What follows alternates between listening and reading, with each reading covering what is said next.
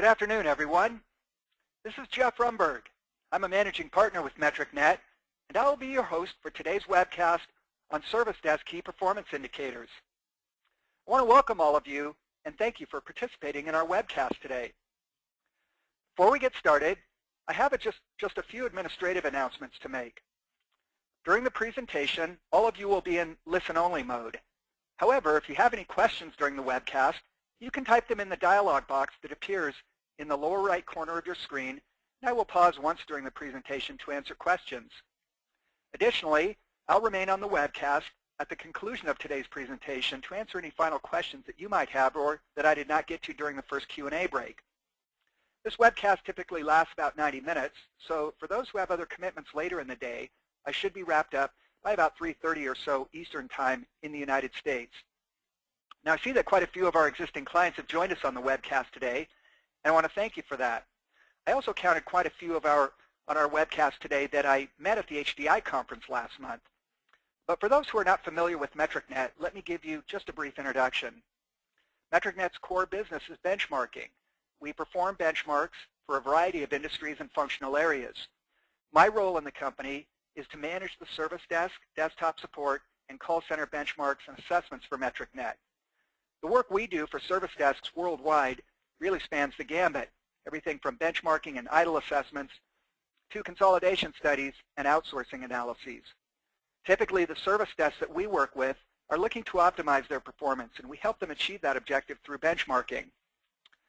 For those who have not been to our new website yet, I would encourage you to go and take a look around at MetricNet.com. One of the unique features of our website is that we offer a free membership that gives you unlimited access to all of our online content. This includes our Metric of the Month, our webcast recordings, our white papers, and our presentations. All you have to do is complete a short form, and you will be enrolled as a free premium member. And each time you visit our website thereafter, you can go directly to our resource library to access all of our online content absolutely free of charge. Now, since the question of how to benchmark comes up in every webcast we conduct, I'll preempt the question right now and give you just a brief overview of MetricNet's benchmarking lineup. There are three ways that you can complete a benchmark with MetricNet. First, there are peer group benchmarks that compare your service desk, call center, or desktop support performance to that of a unique peer group. These are our custom benchmarks, and they're very comprehensive in scope. Secondly, if you're only interested in industry benchmarking data, you can download an industry benchmarking report directly from our website. Just go to MetricNet.com, click the Shop button, and you will see our industry benchmarks that are available for download. And finally, for those do-it-yourselfers, you can purchase a benchmarking data file in Excel format and conduct your own benchmarking analysis. And finally, or I should say, for those interested in a continuous improvement initiative, MetricNet recently launched its one-year path to world-class performance. This program starts with a benchmark and ROI calculation of your service and support organization. Following that is a 6 to 9 month improvement phase. The program concludes with a second benchmark and ROI calculation approximately 1 year after the initial benchmark to objectively measure the progress that has been made and to prove definitively that your support organization has indeed achieved world-class performance. Now, regardless of how or when you choose to benchmark your organization, I want to encourage all of you to connect with MetricNet on social media. We're active on all of the major social media sites. We put out a steady stream of posts, tweets, articles, discussions, and presentations that are designed to enrich the community of IT service and support professionals and to provide you with tools, insights, and information that you can use to enhance your professional careers. For those who'd like to follow us on Twitter during the webcast, use hashtag MetricNetLive to participate and share your thoughts, key points, questions, or just follow along. Now, one final note before we get started, and this is particularly important for those who wish to receive a copy of today's presentation. When you exit the webcast, a brief survey will pop up on your screen. Please be aware that only those who complete the survey will receive a copy of the presentation. The survey provides us with valuable feedback on the webcast. It's only 4 questions long, and it takes about 20 seconds to complete. So if you would do us a favor and answer that survey at the end of the webcast, I'd be very grateful. And in return for that courtesy, I'll send you a copy of today's presentation. Okay, let's go ahead and get started. You know, over the years, MetricNet has completed literally thousands of benchmarks for service desks and desktop support groups worldwide. And one of the advantages of doing that many benchmarks is that we have built up the most comprehensive database of IT service and support metrics in the industry. This data gives us a lot of insight into the key success factors of the industry's top-performing support organizations. So it's worth pointing out right up front as we get into today's webcast that everything you see and hear is empirical in nature. There's nothing hypothetical, academic, or theoretical about what I'm presenting today. It's simply based on what we have observed in the industry, having completed literally thousands of IT service and support benchmarks. Now, to set the stage for the discussion to come, let me quickly discuss some of the most common key performance indicators. I've listed here on page 8 28 KPIs, and we've organized them into, you can see, 6 categories. We've got cost metrics, quality metrics, productivity metrics, agent metrics, service level metrics, and call handling or contact handling metrics. Now, these are among the most common key performance indicators, but they are certainly not an all-inclusive list. There are literally hundreds of KPIs that I have seen in this industry, but these are the ones that come up time and time again. Now, as we get started, it's worth commenting on why MetricNet has developed a best practices presentation on the subject of key performance indicators, and it's really pretty simple. There's a very strong correlation between service desks that have a strong measurement discipline and service desks that are world-class. And another way of putting this is that I have never seen a world-class service desk that did not also have a strong performance measurement and management discipline. Conversely, service desks that have a strong performance measurement and management discipline are almost inevitably world-class. If you want to have a world-class service desk, the quickest and most efficient way to get there is to pay attention to performance indicators and performance measurement and management. At least 80% of what it takes to become a world-class service desk is linked to your ability to measure and manage your performance effectively. So we've all heard this expression, if you're not measuring it, you're not managing it. Unfortunately, what we see all too often in this industry is that service desks collect a lot of data. In other words, they track a lot of key performance indicators, but they don't do enough analysis, and they don't gain much insight from those metrics, and as a result, they don't take enough action based upon the data that they collect. The problem is data by itself is kind of worthless unless you're willing to act upon it.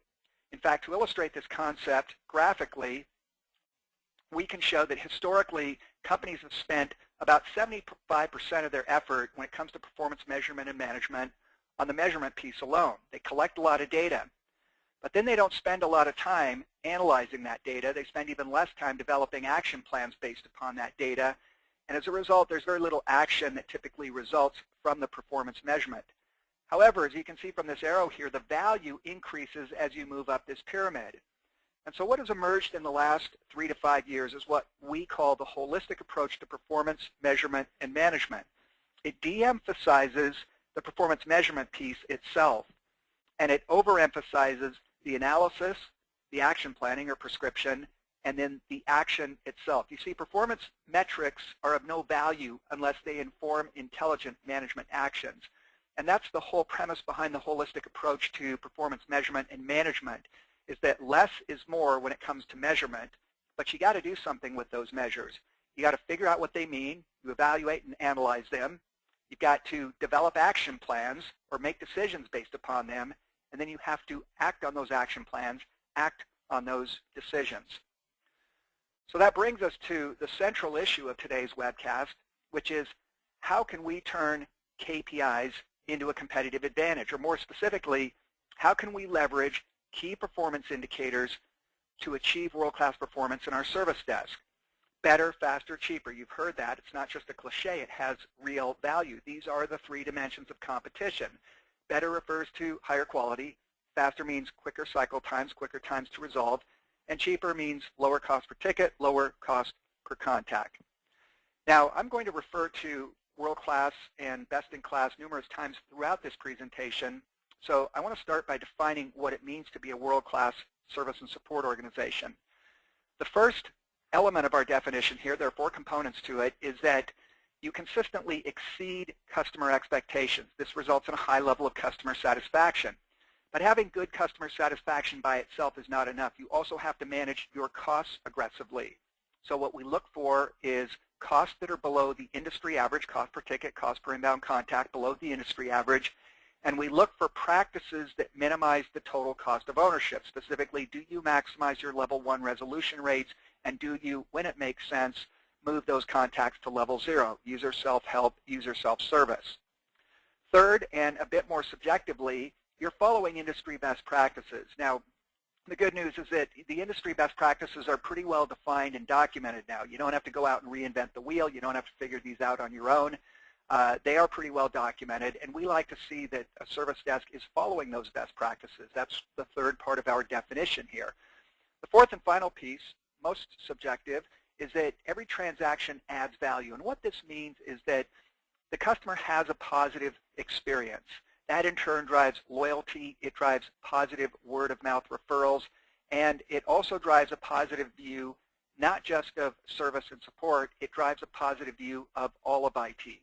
So 4 components make up the definition of a world-class service desk. High quality, as measured by customer satisfaction, low cost per contact, low cost per ticket. You're following best practices, and you're adding value on every single transaction. Now graphically, I can explain the concept this way.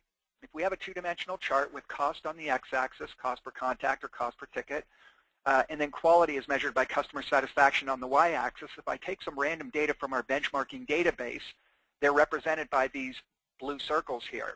You can see a couple of things right away. The first is that there's clearly a correlation between cost and quality. Moreover, it is a cause and effect relationship. It's not just a spurious correlation. There is cause and effect going on here. Now, the reason I put cost on the x-axis is because cost is usually the independent variable and quality is usually the dependent variable. In other words, cost drives quality. The reason is that most organizations are told or they negotiated what their costs are going to be over the course of a year. You have budgetary discussions. You have discussions around headcount. You have discussions around projects and technology and whatnot. But generally, the discussion is around what budget do you need to achieve your objective in service and support. And so you're given a certain budget, and it's your goal and it's your job to try and drive the highest possible quality that you can with the limited resources that you have. And make no mistake about it, every service and support organization is limited in the resources they have. I have yet to meet anybody in this industry who claims that they've got enough dollars, headcount, technology, or any other resources. So you are resource constrained. And it's the resource constraint that also constrains the quality. If you have more resources, there's a possibility of achieving a higher level of quality. If you have fewer resources, chances are you're going to be somewhat quality constrained. Now, we get asked almost every day what it means to be a world-class service desk. And typically, the person asking the question wants to know what cost per ticket, what customer satisfaction, what first contact resolution rate, what speed of answer, what call abandonment rate. Tell me what it looks like to be world-class. And the answer is it depends. It really depends upon the resources you have at your disposal. We've worked with service desks in North America that are spending like $4 or $5 per ticket, yet they manage to eke out a pretty decent level of customer satisfaction, and we consider them to be world-class because they are using their limited resources to the best possible effect. By contrast, we've worked with organizations that are spending $200 and $300 per ticket that are performing on an absolute basis better than that $5 a ticket service desk, but they have not achieved the best possible result with that, $100 or $200 that they're spending per ticket. And so we do not consider them to be world-class. So world-class is really a relative concept. It's relative to the resources you have at your disposal. And the real question is this: given the limited resources you have, are you achieving the best possible result? If you are, you will be on this upper curve here. This is what we call the best-in-class performance curve. This lower curve here, I've called it the average performance curve. It's really the below average performance curve, but I'm being a bit gratuitous here. The point is that the data points are bounded on the bottom by this average performance curve and on the top by the best-in-class performance curve. And being world-class is all about operating on this upper curve, regardless of what your resources are. Whether you're spending $4 or $5 a ticket or $200 per ticket, you want to get the best possible result with the limited resources that you have. Let's switch gears now and take a look at the model that we put together, the empirical model for performance measurement and management best practices. It's a 4-part model that addresses performance measurement, diagnosis, prescription, and action or implementation, all arrayed around the central objective, not of customer satisfaction, which we believe to be a losing proposition, but of customer enthusiasm. We believe customer enthusiasm is a superset of customer satisfaction. You got to have satisfied customers, of course, but what you really want are raving fans. You want delighted customers. You want enthusiastic customers. You want customers to want to do business with you and then to propagate positive word-of-mouth referrals about the service that they get from the service desk or desktop support. Now, the 4 parts of the model, measurement, diagnosis, prescription, and implementation, work in a continuous cycle.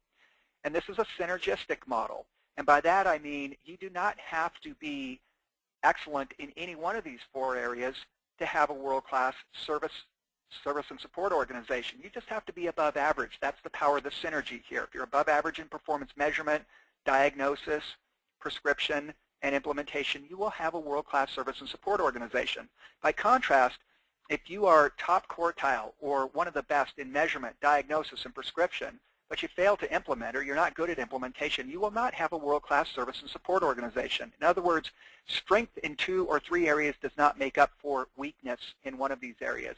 However, mediocrity in all 4 areas becomes self-reinforcing, and you can achieve world-class performance by being just a little bit above average in each of these 4 areas. Now, this may seem like a very simple model, but it matches the data very effectively, very empirically.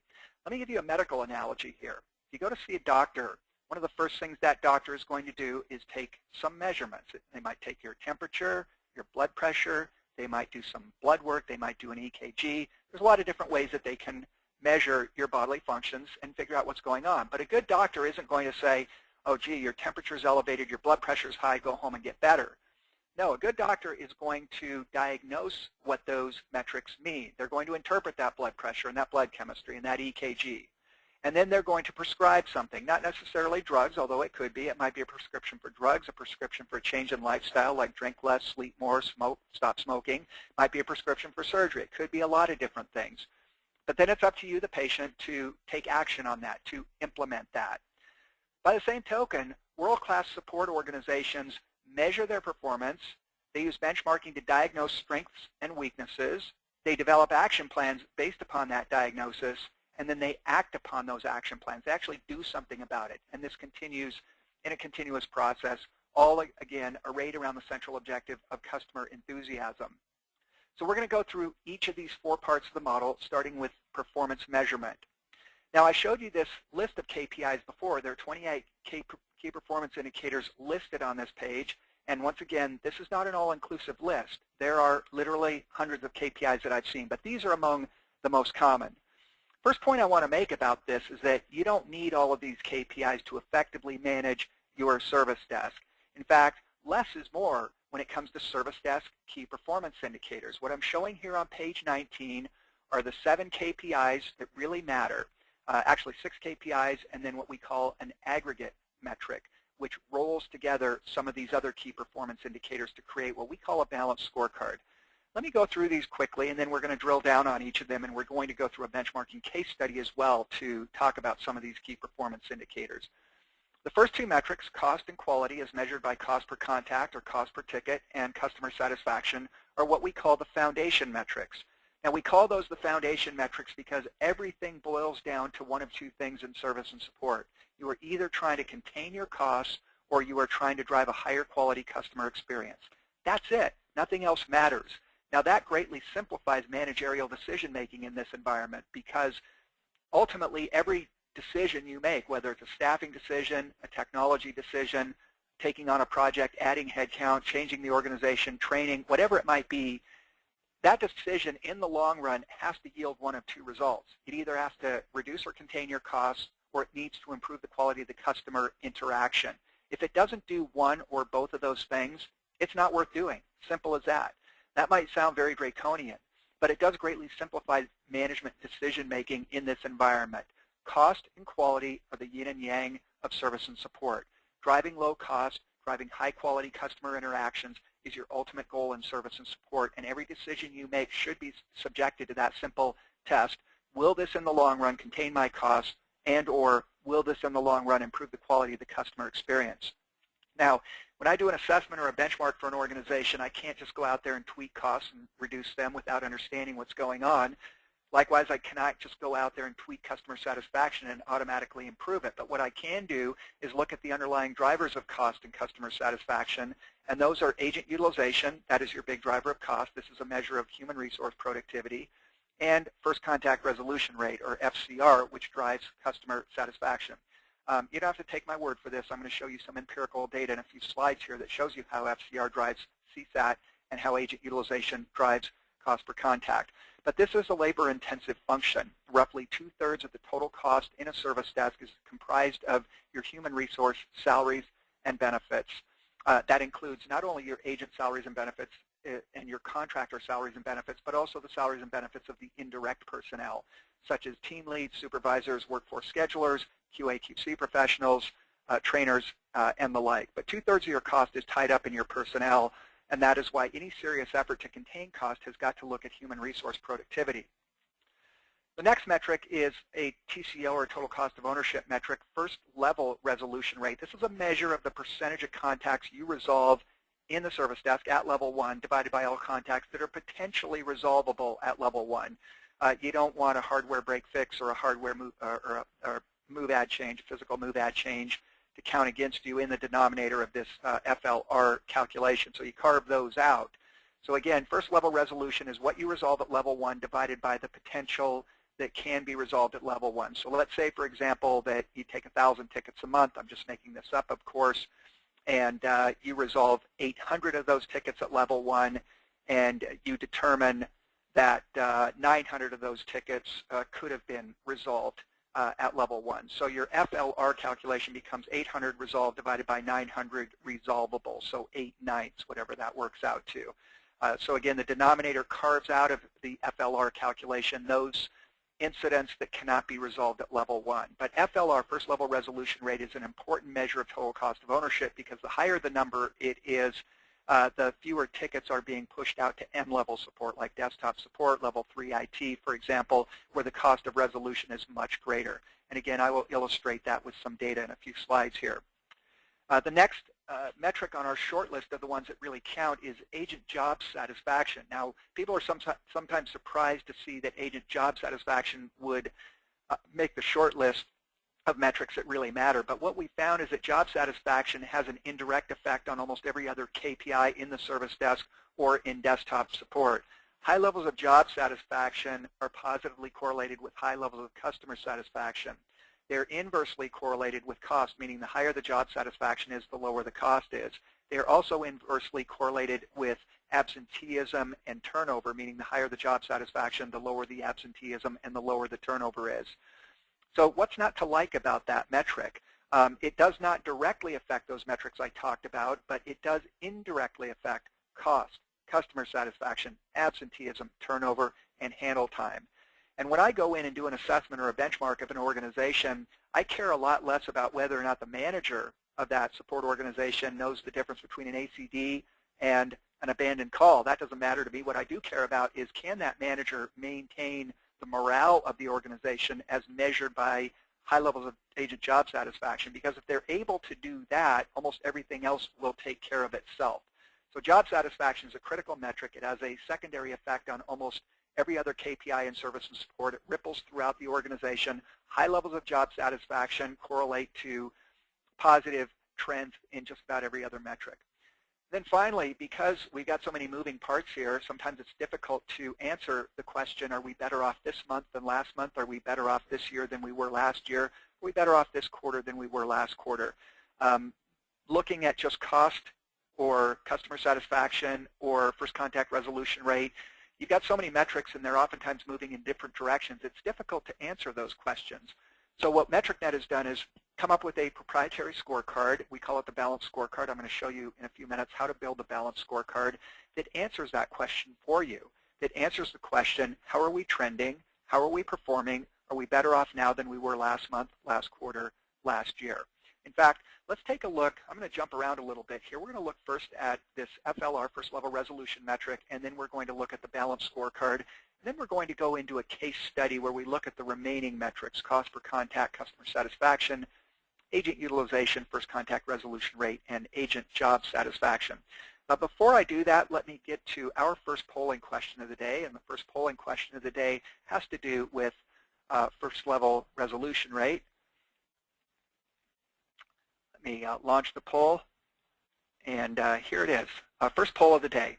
Do you track first level resolution for your service desk? You've got three possible answers here. There's yes, there's no, and then there's not applicable. If you're not affiliated with a support organization, if you're an outsourcer or a consultant as an example, you might answer not applicable. We like to try and get close to 90% participation, and this is looking good. We're already up around 70%. So please weigh in on this. Do you measure first level resolution? Now, while you're answering that, I just want to shout out, we've got individuals from almost every time zone on the planet attending our webcast today, including individuals who are literally 12 hours displaced from where I am. I'm in the Eastern time zone of the United States. We've got people from Australia, New Zealand, Japan, Malaysia, Indonesia, Vietnam, Cambodia, China, India. We've got people from all over the world on today's webcast, and I genuinely appreciate that. I just want to do a shout out, and I'm picking these names at random, but I just want to thank Amy Novak, thanks for joining us. Denise Cheney, great to have you here. Jeremy Beseman, thanks for joining us. Great to have you here. Mary Sims, glad you could join us today. Robert Tai, great to have you here. Thanks for joining us. Sandra Ott, good to have you here. Thank you for joining us. Tommy White, thanks for joining us. Okay, we've got almost 100% voting on this, so I'm going to close this poll down and I'm going to share the results with you. And 75% of you are measuring first level resolution rate, 20% of you are not, and then 5% not applicable. This is by far the best result we've ever had. You know, when we started doing these webcasts a number of years ago, it was almost the exact opposite of this. There would be maybe 15 or 20% that were tracking first level resolution rate and 75% not tracking first level resolution rate. So this is a really positive trend. For those who are not tracking FLR, first level resolution rate, I would encourage you to consider tracking it. If nothing else, you can put a checkbox in the ticket that says resolved at level 1. There are some simple things that you can do to start tracking first level resolution rate, but it is a proxy for total cost of ownership, and it's worth knowing what that metric is, because the higher it is, the more efficient you are in TCO. The lower that number is, the more tickets you're pushing out to M-level IT, for example, desktop support or level 3 within IT. And those are fairly costly defects because it costs a whole lot more to resolve a ticket at desktop support or M-level within IT than it does at level 1. Okay, I'm going to close that poll down, and then we're going to continue on in our discussion of best practices. So just a moment ago, I was talking about first level resolution rate, and I've created a chart here. Some of you have probably heard the concept of shift left. And what I'm illustrating here are several levels of support. Level -1 is the ticket that doesn't exist. It's either been eliminated through a root cause analysis, or because the user has been effectively trained, or because of intelligent system design.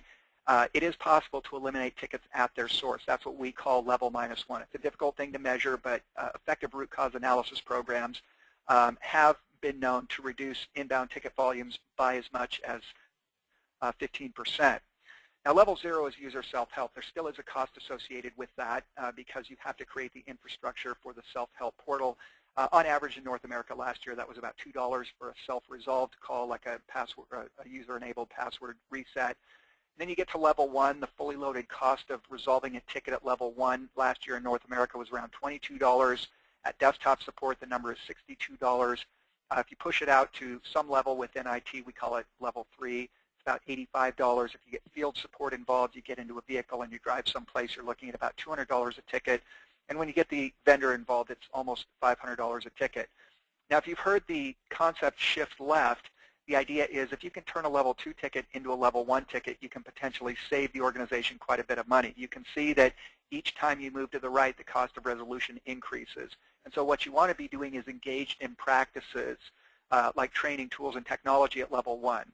Remote diagnostic tools, you know the names, GoToAssist, BombGuard, LogMeIn, others that enable you to do things at level 1 that historically were not possible.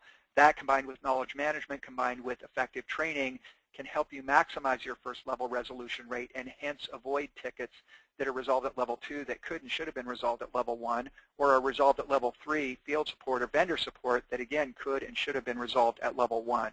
So what I'm illustrating here is the power of first level resolution rate and the concept of shift left. Now, in order to make shift left work effectively, you need to have a SPOC, a single point of contact.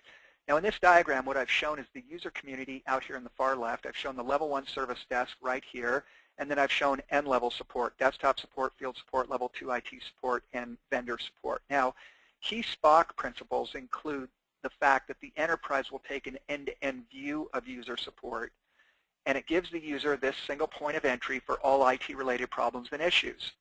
Now, the level 1 service desk is the SPOC. This is not an organizational battle. This is not a turf issue. This is nothing like that at all. It's not a political issue or anything else. The fact of the matter is those organizations that designate level 1 as the single point of contact for all IT-related problems and issues end up being far more efficient as measured by level 1 resolution rates than their counterparts who do not operate in a SPOC environment. Now, level 1 is not responsible for resolving everything, but they are responsible for triaging tickets, making sure they get to the right source where they can be resolved as quickly as possible. They are responsible for resolution when possible at level 1. Anything that can be resolved at level 1 should be resolved at level 1. They're responsible for effective handoffs to N-level, level 2, field support, vendor support, level 3 IT. They're responsible for coordinating resolution, and they're responsible for, if not closing the tickets, making sure the tickets get closed. In fact, some of our clients even have designated ticket chasers, meaning that they will track tickets, and when they start to approach a service level breach, now they're getting within a half hour or 20 minutes or an hour of breaching a service level, that ticket chaser will get on the phone with field support or desktop support or level 3 IT, the NOC, the application group, whomever it might be, and they will prod them and let them know, look, you're in danger of missing this service level. Tell me what's going on, what's happening, what progress has been made, what do you need, why is it not closed yet? So although level 1 may not close every ticket, they are responsible for making sure that tickets do get closed. Now, in order to make SPOC work, single point of contact work, the vernacular in the industry, you've heard this, drive-bys, fly-bys, snags, those are discouraged. A drive-by, fly-by, a snag, this is the concept of you're sitting at your desk, you have an issue with your, it might be a spreadsheet or it might be a hard drive defragmentation, whatever it might be, and you see a desktop tech and you grab the person, you pull them into your cube and you say, hey, can you fix this for me? Can you turn these rows into columns in Excel, or can you help me archive these old Outlook items? Now, the reason that's to be avoided at all costs is because you are violating the SPOC model when you do that. That's the equivalent of a user bypassing the SPOC and going directly to a desktop support technician or someone else. We call it bypass. That's sort of the formal definition, but it's the same thing as a drive-by, a fly-by, or a snag. Anytime you violate the SPOC model, you are potentially turning a $22 ticket into a $62 ticket or an $85 ticket or a $196 ticket, and that's why these are to be discouraged in a SPOC environment. Now, to demonstrate the economic value of single point of contact, I've shown two sets of data on page 25. The blue diamonds here represent the percentage. This is a desktop support metric. It's called percent resolved level 1 capable. Let me explain what that means. Let's assume that desktop support takes 1,000 tickets a month. So using the same number I did on an earlier example for the service desk, we're looking at 1,000 desktop support tickets per month. Let's say that we have a way of determining at the end of the month how many of those tickets could and should have been resolved at level 1. Let's say the number is 250. Okay, if that's the case, then your percent resolved level 1 capable is 25%, because you took 1,000 tickets and 250 of them could have been resolved at level 1. And that, by the way, is about the industry average, a little bit less than that, right around 20, 25% is the industry average for percent resolved level 1 capable. Now, it turns out that when you have a SPOC, these are the blue diamonds, the average percent resolved level 1 capable is 15.3%. When you do not operate in a single point of contact support environment, the percent resolved level 1 capable averages about 23%. You want this number to be as low as possible because, remember, these represent defects. Higher defects is a bad thing. Lower defects is a good thing. You can see that very few of these support organizations, we've got a couple hundred data points here, are less than 5%. So getting under 5% is a pretty big deal. That's very good performance. you can see the average is, well, if you've got a SPOC, it's around 15%. If you don't have a SPOC, it's around 23%. So if you've got 23% of your tickets at desktop support that could have been resolved for $22 instead of $62, that's much worse than if you have 15% of your tickets being resolved for $62 when they could have been resolved at $22. So this is the data that demonstrates the economic validity of single point of contact and the fact that you can minimize your percent resolved level 1 capable more easily in a SPOC environment, single point of contact environment, than you can without a SPOC. So we've talked about first level resolution rate. Let's talk about this balanced score. As I mentioned, we've got a lot of moving parts here, and what we really care about is how are we performing overall and what is our trend. And so MetricNet has come up with something called the balanced scorecard that enables us to answer that question. Now in our example here, we've got 6 metrics in our scorecard. You can see we've got cost per contact, customer satisfaction, agent utilization, FCR, first contact res rate, agent job satisfaction, and ASA. Now the only metric in here that does not appear on the short list, remember the short list of the metrics that really matter, the only metric here that doesn't appear on the short list is ASA, a service level metric, which is not terribly important, but every service desk in the world seems to track this metric, and so we include it in the balanced scorecard, but we don't give it very much weight. In fact, we overweight cost and quality. We give them 25% each, so half of the weight is on cost per contact and customer satisfaction because, once again, those are the foundation metrics. Those are the things that really matter. And we've got 15% on utilization and FCR, and then 10% each on agent job satisfaction and average speed of answer. Of course, you add these up, and it gets you to more than 100%. Then for a peer group, and this is important, your peer group is going to be unique from anybody else's. What you want to ask yourself is, what is the worst case scenario for each of these 6 metrics in the peer group? Typically, this would be ascertained through a benchmark. And then the opposite question is, what is the best possible performance that we are likely to see in a benchmarking peer group of service desks that are comparable to ours? And that performance would be listed in this 4th column from the left, 4th column from the right as well, middle column here, best case scenario. What you would then do is put your own performance in the 3rd column from the right. This represents your performance, hypothetically. And we're able to calculate a metric score using this simple formula. This is an interpolation formula where we take the worst case in the peer group and we subtract your actual performance. That becomes the numerator of our ratio. The denominator of the ratio is the range, which is just the worst case minus the best case. Now, this is going to give you a number between 0 and 100%. The low numbers are where you're performing less well, not as well. The high numbers, as we have here, for example, on ASA and cost per contact, is where you're performing better.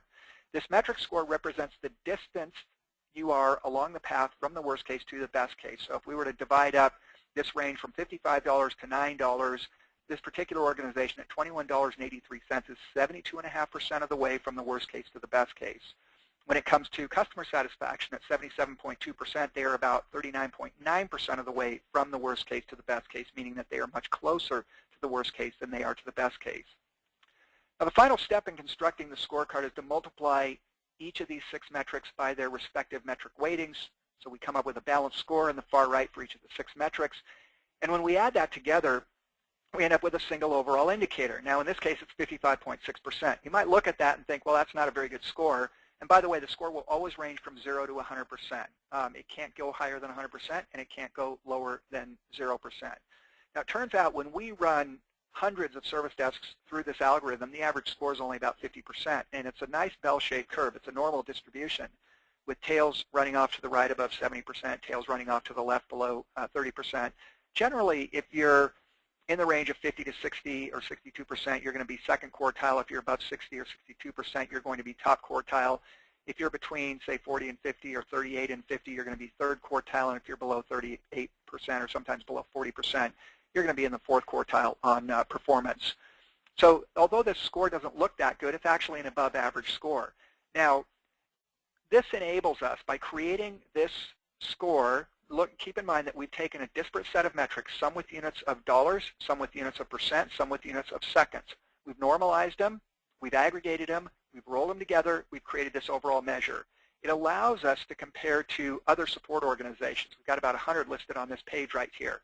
The score we just calculated, 55.6%, came from this right here. That's what this orange bar is here. You can see for this peer group that the average score is about 50%. That's what this red dashed line going across here is. The high score is a little above 86%. The low score is 13.8% down here in the lower right. So this scorecard enables you to compare against other service desks on a fair level playing field, a fair apples-to-apples comparison.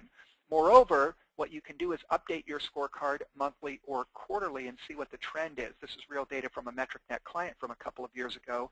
The blue bars represent their monthly balance scores. You can see that it kind of went up and down, but the general trend was very positive. Purple background here represents the trailing 12-month average. The blue bars are the monthly score. You can see that over the course of the year, this organization did manage to improve its performance fairly significantly. So this scorecard is a really good way of answering the question, how do we compare to others in our industry? And perhaps more importantly, how are we trending over time? Can we answer the question, are we better off now than we were last month, last quarter, last year? And the balanced scorecard enables you to answer that question. Finally, before we get to our discussion of diagnosis, let me point out the obvious, which is that one of the key uses of key performance indicators is to, in fact, track and trend your performance. I've just shown some examples here of cost per contact over time, customer satisfaction over time, agent utilization. Too often, unfortunately, organizations feel like if they've done this, they've done their duty when it comes to KPIs. But as you know from a slide that I presented about 20 minutes ago, the measurement by itself isn't very useful. It's the diagnosis that goes along with that measurement and the action that follows that diagnosis that is of real value. Nevertheless, I didn't want to miss an opportunity to point out that KPIs are also used to track and trend your performance. And when you plot them like this, they're a good visual reminder of what really matters to the organization. And one of the things I look for anytime I go into a service and support organization is, have they posted their performance in an obvious location? If they've done that, it's a pretty good sign because it's indicative of the fact that they're willing to be held accountable and responsible for their performance. And it shows that, warts and all, here's how we're performing. We like to see them posted not just where those in service and support can see them, but where anybody who happens to walk by their work area can also see them. That's usually a very good sign. Okay, we're going to be shifting gears now, and we're going to start our discussion of the second key component of our KPI best practices model. This is diagnosis, and we're going to use a benchmarking case study to drill down on the remaining 5 metrics: cost per contact, customer satisfaction, utilization, FCR, and agent job satisfaction, because we've already discussed first level res rate and the balanced scorecard. So once again, we're going to use a benchmarking case study. Now, I know from having looked at the registration list prior to today's webcast that roughly a third of you, maybe a little bit more, have actually done a benchmark with MetricNet. So this will be review for you. And some of you who have not done a benchmark with us still know what benchmarking is. It's not that you're unfamiliar with benchmarking, but I do know also that there are some people, based on the email traffic I got before today's webcast, that there are some individuals that perhaps have not been exposed to benchmarking, don't know what it is. So I'm going to take just a minute to explain what it is, and then we'll get into our case study. Benchmarking involves comparing your service desk to a peer group of comparable service desks. They need to be comparable. So for example, if your service desk does Microsoft Office support and that's the only thing they do, you probably want to compare yourself against other service desks that do Microsoft Office support. By contrast, if your service desk does store support for point-of-sale devices in the retail industry, you probably want to compare yourself to other store support service desks that operate in the retail industry.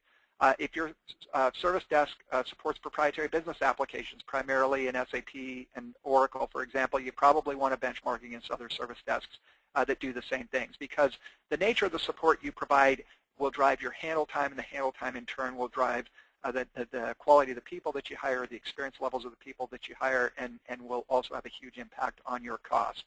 So let's, for the time being, assume that we have found that comparable peer group, and we've done the comparison. The comparison by itself might be interesting, to look at how your cost per contact, your speed of answer, your first call resolution rate, your first level resolution rate compares to others in the industry.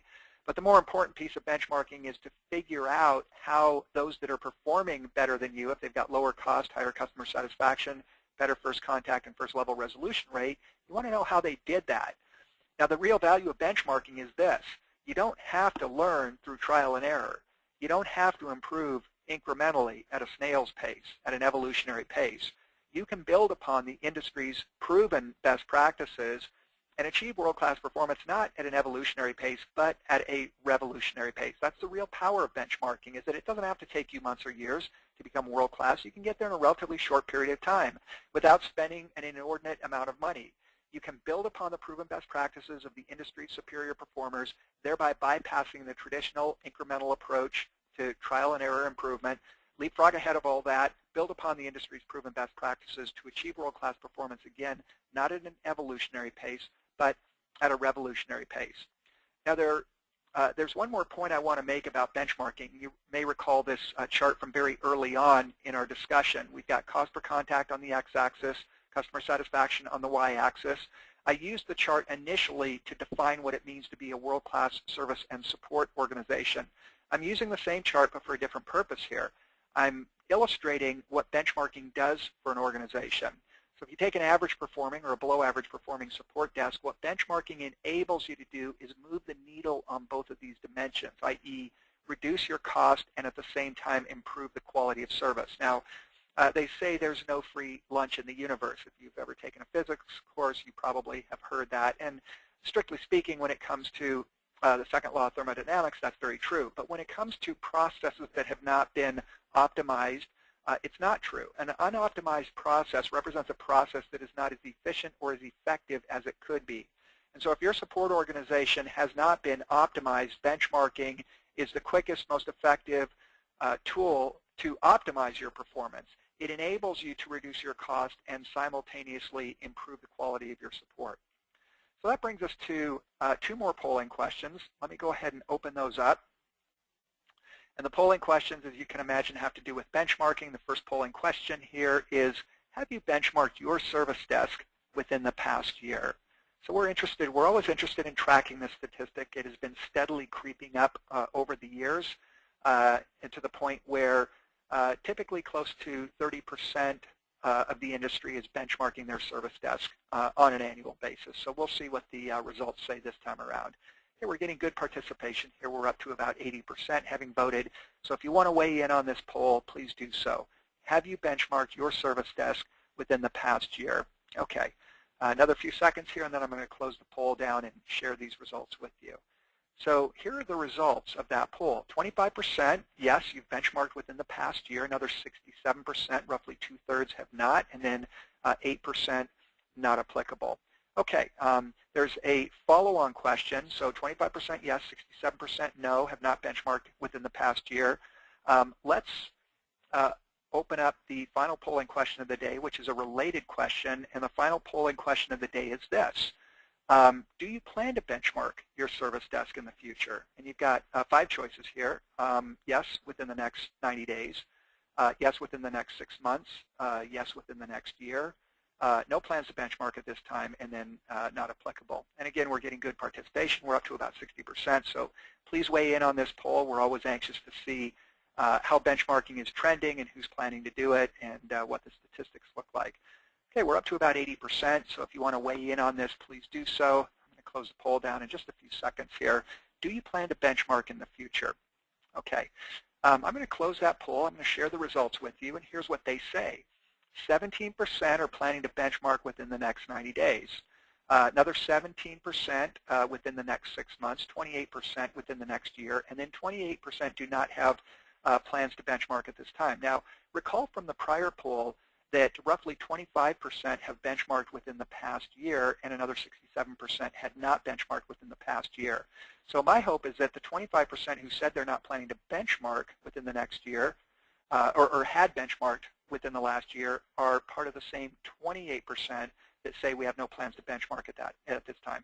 I know that's probably not literally true, but that's my hope, is that those who have recently benchmarked are the ones that are saying that they're not planning to benchmark at this time. But for the rest of you, which is 34 plus 28, 54, about 62% of you are planning to benchmark within the next year. I want to offer some words of encouragement, and those words are, I would encourage you to move forward with benchmarking.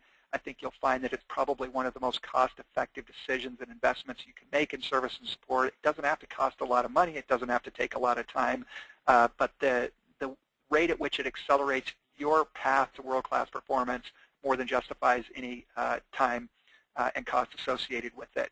So more than 60% of you are planning to benchmark within the next year. And once again, I would just encourage you to go, follow through with those plans. Okay, I'm going to close that poll down, and we're going to move on now in our case study, and we're going to take a look at some real benchmarking data and go through a diagnostic and build a cause and effect diagram for service and support, or for the service desk specifically. Now again, this is real benchmarking data, page 38. And you can see the 6 categories of metrics listed over here on the far left side. I showed those earlier. And then we've got the 28 key performance indicators listed in the second column from the left. You, by the way, don't need this many metrics for your benchmark. We have it at MetricNet because that's what we do. That's our business. We have tons of data, and we're going to take advantage of it. But when you do your own benchmark, you don't need this many metrics. We like to have them so that we get a 360-degree view of the organization, so that any time we identify a performance gap, we can drill down on that performance gap and ascertain the cause of that gap. Now, my eye immediately goes to cost per contact, which is our efficiency measure, and customer satisfaction, which is our effectiveness measure. Okay, now this particular support desk is spending about $28 per contact, inbound contact, and their CSAT is at 63%. You can see that their costs are well above average, the average being $23 per contact, and their customer satisfaction is well below average, the average being 79%. So we got 2 big issues here. Remember what I said about the yin and yang of service and support? The only thing that matters is cost and quality. Well, they're on the wrong side of both of those. Their costs are high and their quality is low. And that's the worst possible scenario. And so we need to figure out what's going on here. And what we're going to do over the next few minutes is go through a diagnostic that helps us understand why their costs are high and why their customer satisfaction is low. So I can get my page to turn here. Here we go. Let's start with cost and customer satisfaction. Remember the foundation metrics. Cost is a measure of efficiency. Customer satisfaction measures effectiveness. But they are driven respectively by utilization and first contact resolution rate. But before I get to that, let's talk about cost versus quality. Once again, I've got a 2-dimensional chart, cost on the x-axis, quality on the y-axis. But I've flipped the x-axis this time, and I've got lower cost on the right, higher cost on the left. So we still have this curve, which represents optimal performance, but it's reversed from the curve that I showed you a few slides back. Now we've got a whole set of data points here, roughly 100 data points. If you're in this upper right-hand quadrant, this is where you are both efficient, meaning low cost, and effective, meaning high quality. This is where you want to be. The upper right-hand quadrant, this is the yin and yang of service and support. This is really the holy grail of service and support. If you can be both efficient and effective, meaning low cost and high quality, that's where you want to be operating. And if you're way out here on the far margin, you are an optimized support organization. You can be optimized at an extremely low cost and a quality that is slightly above average, or you can be optimized at an extremely high quality at a cost that is just a little bit below average. The center line, horizontal line, represents the average cost for this peer group. The center vertical line represents the average cost per contact for this peer group. The center horizontal line represents the average customer satisfaction for this peer group. And so being to the right of the vertical line means that you are lower cost on average, and being above the horizontal line means that you are higher customer satisfaction or higher quality on average. Now, if you happen to be in the lower right quadrant, it means your costs are low, which is good, but your quality is also low. And what you want to do is move up over time. That is, improve your quality. If you're in the upper left, it means your quality is good, but your costs are also high. And what you want to do is try and reduce your costs over time so that you can work your way into this upper right-hand quadrant. If you happen to be in the lower left quadrant, that's the worst of all worlds because your costs are high and your quality is low, and what you need to be doing is taking steps to both reduce your cost and improve your quality over time. Now, as I started to say, cost per contact is driven by utilization because this is a resource-intensive, a human resource-intensive function, and customer satisfaction is driven by FCR. I told you a little bit earlier that I would demonstrate this empirically, and that's what I'm showing here on page 42. As agent utilization goes up, cost goes down. No surprise there. Blue diamonds are data points. Red line is a linear regression. The slope here is about 1 to 2, meaning that it takes about a 2 percentage point increase in utilization to yield a 1 percentage point decrease in cost per contact. The reason for that is that your agent salaries and benefits make up about 50% of the total cost. If you add in your indirect salaries and benefits for supervisors, team leads, workforce schedulers, and the like, about 2/3 of your total cost is tied up in personnel. But if we're looking just at agent salaries and benefits, that's about half your total cost. And so it takes a 2 percentage point improvement in utilization to yield a 1 percentage drop in cost per contact. Now, utilization is measured, it used to be called PI time, phone in ear time. Now, in most multi-channel organizations where you've got chat, you've got email, you've got web-submitted tickets, you've got live voice, you've got voicemail in some cases. Phone in ear time, some organizations still use that definition, but essentially what it means is you look at the amount of time that your agents are spent in pure customer service mode. You look at their inbound contacts multiplied by inbound handle time, or inbound emails multiplied by email handle time, or chat multiplied by chat handle time. You also have to look at outbound contacts multiplied by outbound handle time. So you look at the work minutes in the numerator. The denominator would be your average working days per month, which is about 21.7 days, 21.5 days. Your work shift, which is usually about 7.5 hours, and then multiplied by 60 minutes to get the units right in the numerator and the denominator. In case you've ever wondered, there's about 9,800 working minutes in a month. So essentially what you're doing is you're dividing the amount of output, that is the workload, divided by the work capacity, and that gives you a measure of utilization. Now, the industry average worldwide is only about 50%, and when people see that, they're always shocked. They're like, no, our utilization is 80% or 90%, and that's almost never the case. Many confuse occupancy with utilization. Occupancy is a measure of the percentage of time that an agent is logged into the ACD and ready to work, divided by the amount of time that they're at work. So if you're at work 8 hours and you're logged into the ACD for 6 hours, then your occupancy would be 75%. But if you don't take any calls during that period of time, just to make an extreme example, your utilization would be 0% because you have no phone and ear time. So we don't back out vacation days, sick days, holidays. We don't back out training time, administrative time, nothing like that, because we want to measure everyone worldwide in exactly the same way. And it turns out that the average utilization is about 50%. So I've included an example here for those of you who are interested in tracking this metric. There's an example of how we calculate utilization. So if you are not tracking it and want to track it, you've got some guidance here in the actual presentation. Here's the driver of customer satisfaction, the big driver, I should say. We've got first contact resolution rate. As that number increases, customer satisfaction also goes up. Once again, blue diamonds are data points. The red line is a linear regression through the data. And here the slope is about 1-to-1, meaning that it takes about a 1 percentage point increase in FCR, first contact resolution rate, to yield a 1 percentage point increase in customer satisfaction. So let's continue to drill down and look at the tertiary metrics, secondary metrics being utilization and FCR. Now we're looking at sort of third order or third level metrics. Service levels are a bit of an anachronism when it comes to level 1 support. They just don't make that much difference. When it comes to desktop support, they make a big difference. The mean time to resolve for both service requests and incidents makes a big difference on CSAT, but for level 1 support, they don't make much of a difference. Let me show you the data on that. First, I want to show you some cost data. I'm showing ASA here on the x-axis, average speed of answer, versus cost per contact on the y-axis. Again, blue diamonds are data points, red line is linear regression. Why would it cost more to answer the phone more quickly? Well, because you have to staff up. If you've ever been in workforce scheduling, or just use your common sense, you don't have to be a workforce scheduler, you know that if you have to answer the phone in 10 seconds versus 2 minutes, just to give you an extreme example, you don't need as many people to keep the phone answered in 2 minutes as it would take to answer the phone in 10 seconds. You have to staff up when your ASA target goes down, and that's why the costs go up.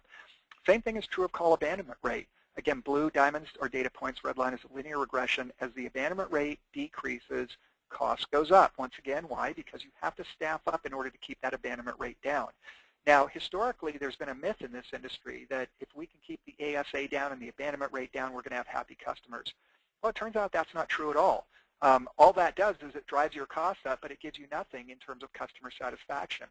So if we look at page 49, what we have on the y-axis is customer satisfaction. What we have on the x-axis is average speed of answer, not in seconds, but as a percent of handle time. And there's a reason why we measure it this way. It's because customers are smart enough to recognize that if they're going to have a 10-minute handle time with a service desk technician, for example, they're going to be okay with a 1 or maybe even a 2-minute ASA. By contrast, if you call 411, does anybody even call 411 anymore? I don't know. But long time ago, when you needed to get a phone number, you would dial 411 on your phone, and someone would pick up usually within 2 seconds, and 10 seconds later you'd have the phone number of the pizza place or the gas station that you were trying to contact. Customers expected a 2-second ASA in that environment because the whole transaction time was under 20 seconds. But when your transaction time is 10 minutes, 20 minutes, 30 minutes or more, customers are okay with a 2, 3, 4-minute average speed of answer. They're very forgiving of an occasional long speed of answer or an occasional abandoned call. What they are not very forgiving of is low FCR or incompetence as measured by low FCR. What they want is competence as measured by first contact resolution rate, and they are okay with an occasional long speed of answer and an occasional abandoned call. So the idea of getting aggressive on ASA does nothing for customer satisfaction. See, the curve is flat up here. It doesn't start to drop off until your ASA is somewhere around 12 or 13% of your handle time. So if you have a 10-minute handle time, 10% of that would be 1 minute. If you've got a 5-minute handle time, 10% of that would be 30 seconds. And what this is saying is that as long as you're under 10% of your handle time, even I would go so far as to say 12 or 13%, if your ASA is below 12 or 13% of your handle time, you're probably going to do just fine. There's no point buying more, a lower ASA or a lower abandonment rate because it doesn't get you anything in terms of customer satisfaction. Here's the same curve when we look at call abandonment rate. We've got call abandonment rate on the x-axis. We've got customer satisfaction on the y-axis. Why would you pursue or chase or go after an abandonment rate of 4%, 3%, 2%, 1%? It's nonsensical because it drives up your costs, but it does nothing for customer satisfaction. This is the paradox of service levels that many organizations still don't understand, is that they chase these aggressive service levels, not realizing that what they're doing is driving up their costs, but not gaining anything in return as measured by customer satisfaction. So there's kind of a sweet spot here. When it comes to abandonment rate, if you're in the 6 to 8% range, you're probably fine. When it comes to ASA, if you're in the 9 to 10%, 8 to 10% range, you're as a percent of total handle time on your ASA, you're fine there too. Just don't fall into the trap of pursuing these aggressive service levels because you don't get anything in return, but what you do get are higher costs. Let's switch over to the right-hand side of our chart here. We've talked about customer satisfaction and the fact that FCR is a big driver. What about training hours? Training hours are the motherhood and apple pie of service and support. And if support organizations did as much training as they claimed they were going to do, I'm convinced that every analyst who works in service and support would get about 3 times as much training as they actually do. So training is one of those things that's important, but it's never urgent, and so it goes by the wayside. Things that are urgent get done. Things that are necessary sometimes don't get done. Training is one of those things that's necessary but never urgent, and so oftentimes it doesn't get done. But there is real value in training, as evidenced by the data here. If we look at new agent training hours on the x-axis versus FCR, why would we care? Because we know FCR drives CSAT. So again, blue diamonds are data points, and the red line is linear regression through the data. As the new agent training hours increase, so too does the first contact resolution rate. That's why new agent training hours are good. What about annual agent training hours? Once again, as that number increases, the FCR goes up. All these blue diamonds over here on the y-axis, these are organizations that provide no ongoing training for their agents. So they provide initial training. There's nobody on the y-axis over here, but once they're entrenched in their position, they don't get any additional ongoing training, zero training on an annual basis. That's not good because you can see that as the training hours improve, so too does FCR, and by proxy, so too will customer satisfaction. So what we've done here is we've created a cause and effect diagram. We haven't gone through every single KPI. A little bit later I'm going to talk about what the big drivers of agent satisfaction are, but we have put together a diagram now that helps us look at the metrics that are in our balanced scorecard. Those are the red metrics: our cost per contact, our agent utilization, our customer satisfaction, our FCR, our agent job satisfaction, and our first level resolution rate.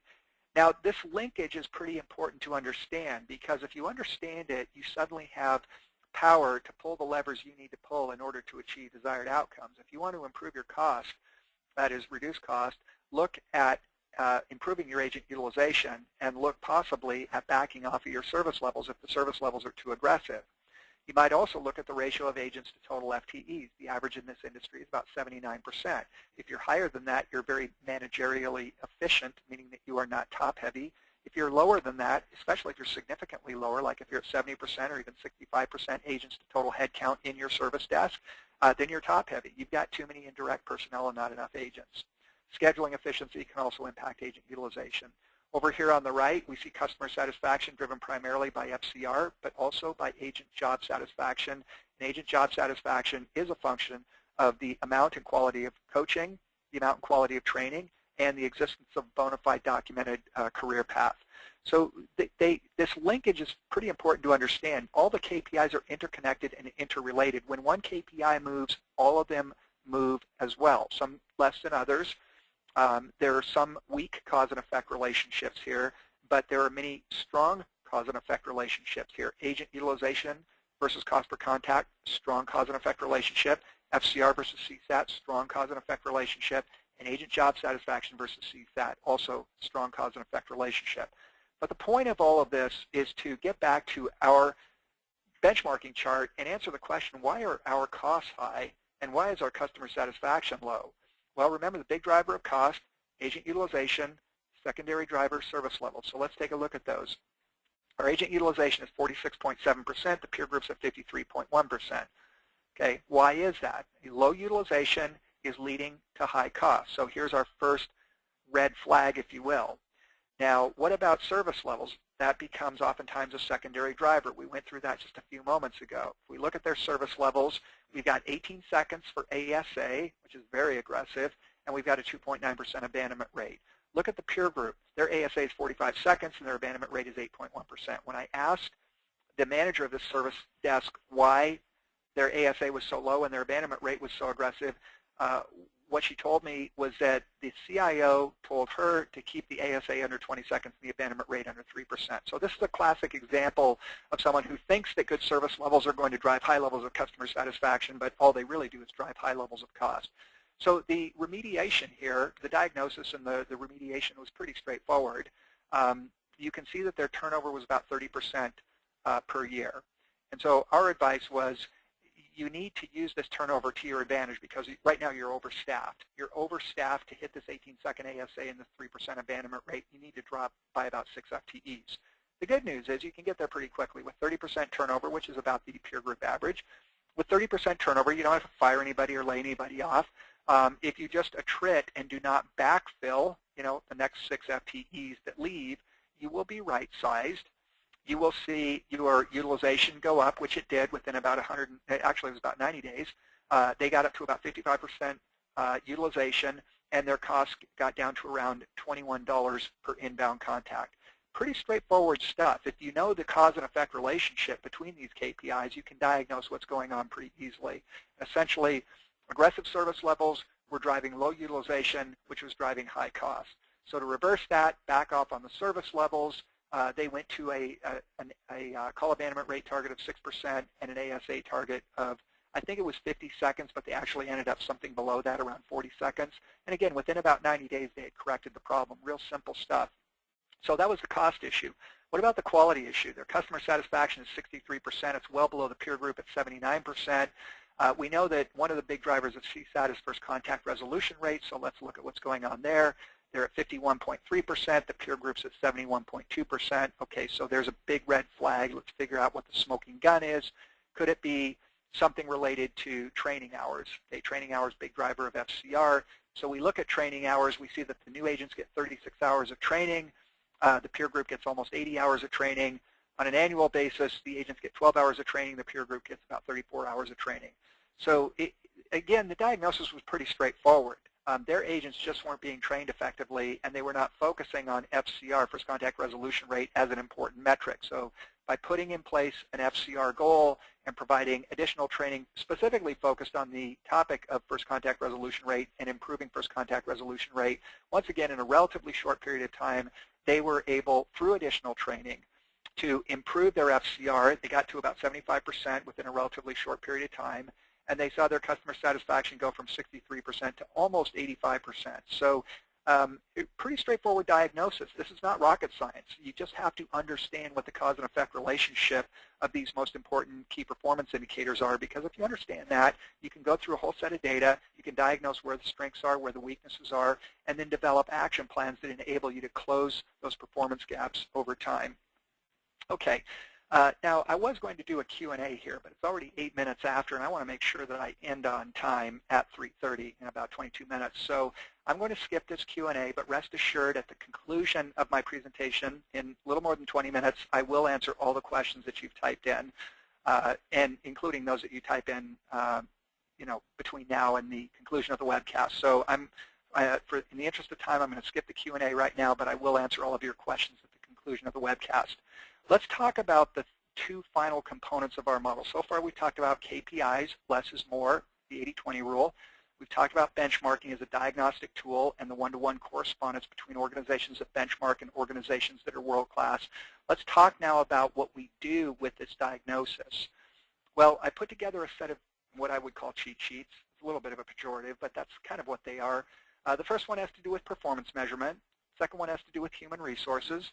The third one has to do with ticket handling practices, and then the last one has to do with technology. Now, most of you are probably familiar with this paradigm, people, process, and technology. I think in a lot of different industries, they kind of buy into this concept, and it's a valid one. It basically says you invest first in your people, that is, you recruit effectively, you train them effectively, you give them good tools, and then you build processes that are repeatable and consistent with industry best practices, and then you wrap technology around that to automate the processes that can be automated, to eliminate manual errors, and to reduce cycle times on key processes.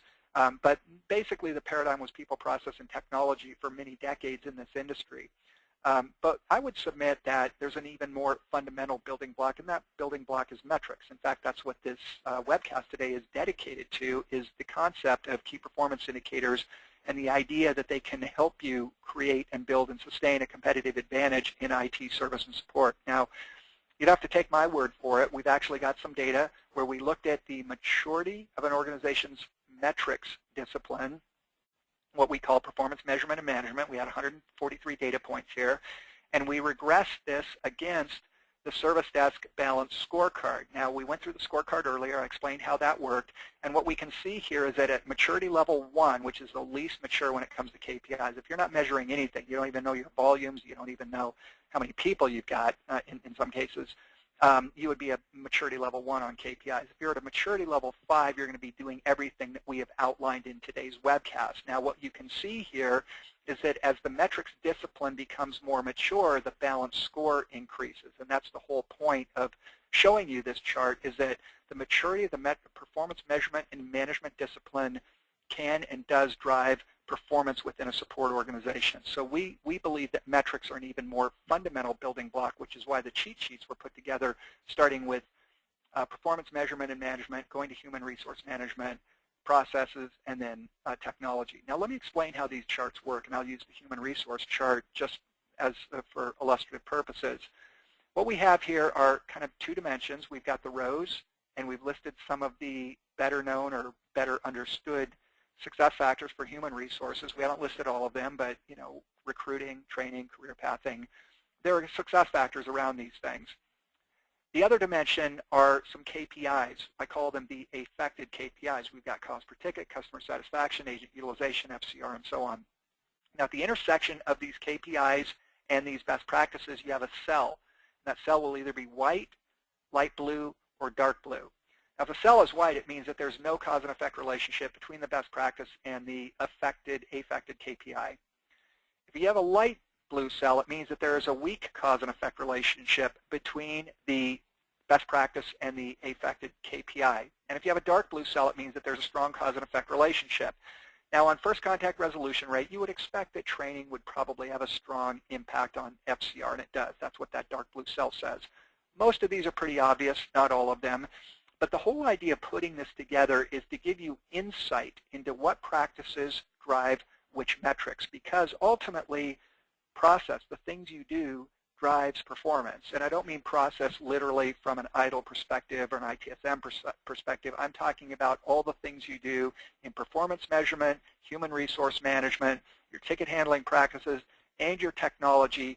The way you manage those 4 areas has a profound impact on your performance. What we like to say is that process drives performance. They're two sides of the same coin. So if you are looking for better performance on cost, customer satisfaction, first contact resolution rate, or anything else, you have to understand the underlying drivers of that metric so that you can affect that metric, because metrics don't improve on their own. If you want a lower cost or a higher customer satisfaction or a higher first level resolution rate or a higher first contact resolution rate, you have to pull some process levers in order to achieve that.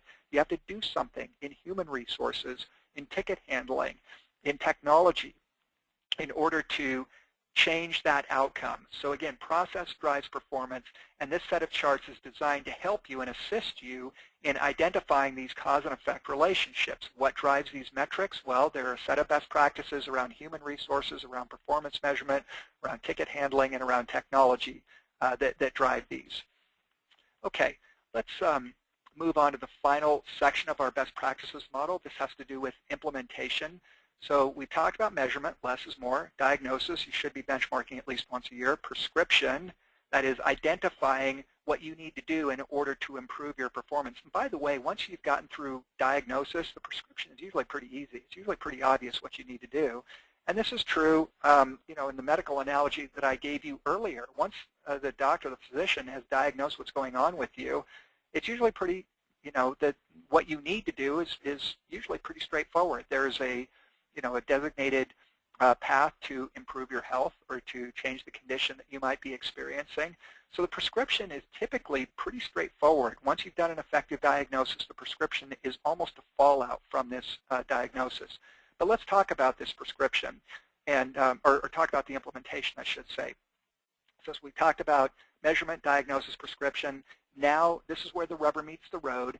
How are we going to get some benefit from having a mature metrics discipline?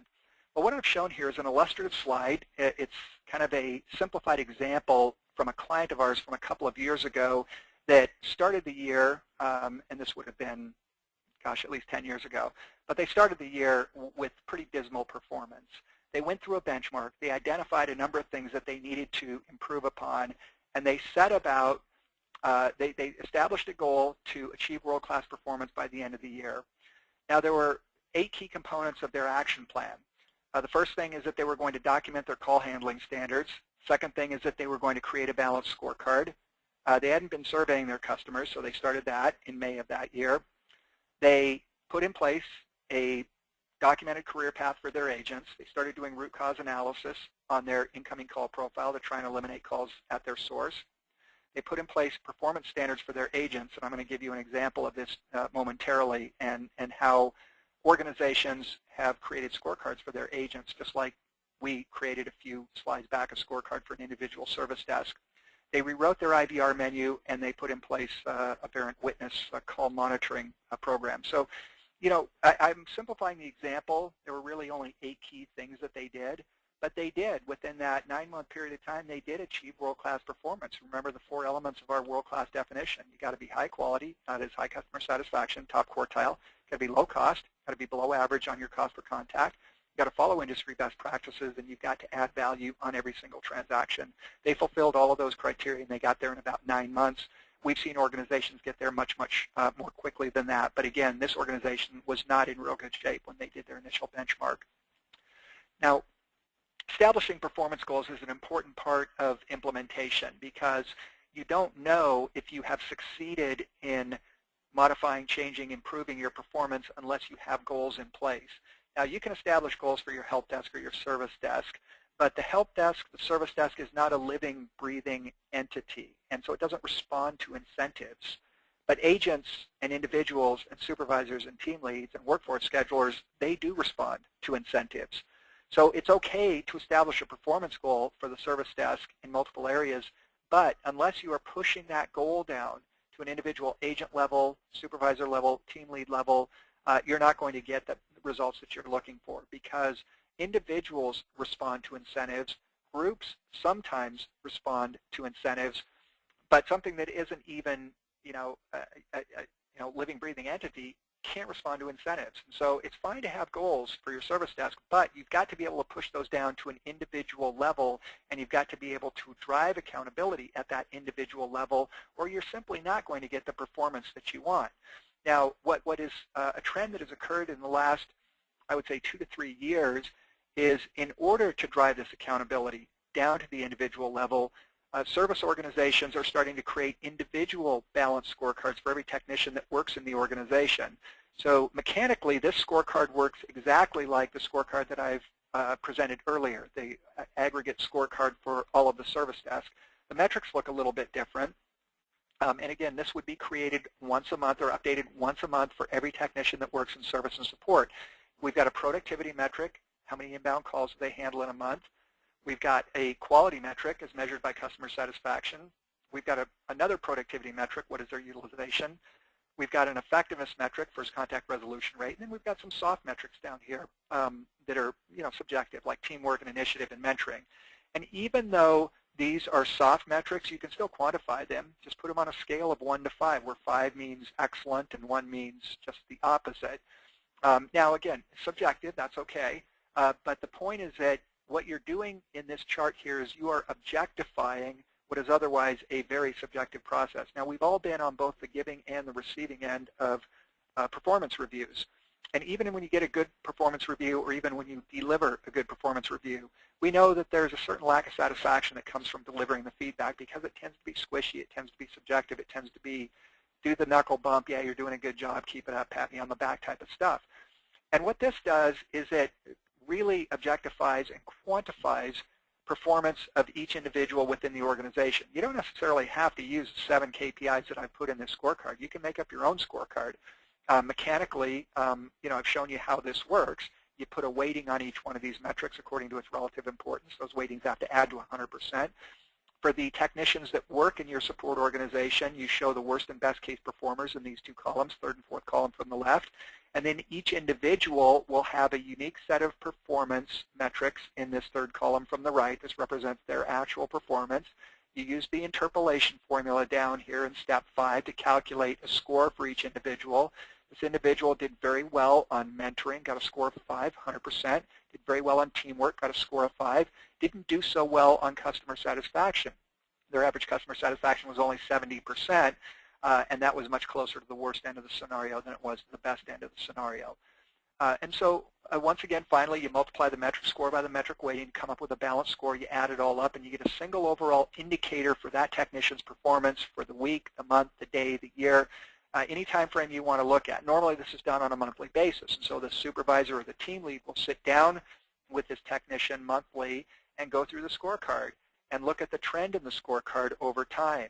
So what we've done here is we've objectified what is otherwise a very subjective process. We've quantified everything, and it allows us to really drill down and find out where each technician needs to work on their performance. This particular technician is not doing real high-quality work, but they're doing other things really well. They're handling a lot of contacts as measured by the number of inbound contacts they're handling. They're doing a good job on teamwork. They're a good team player. Good job mentoring. They seem to take a fair amount of initiative. And they got 75% on that score.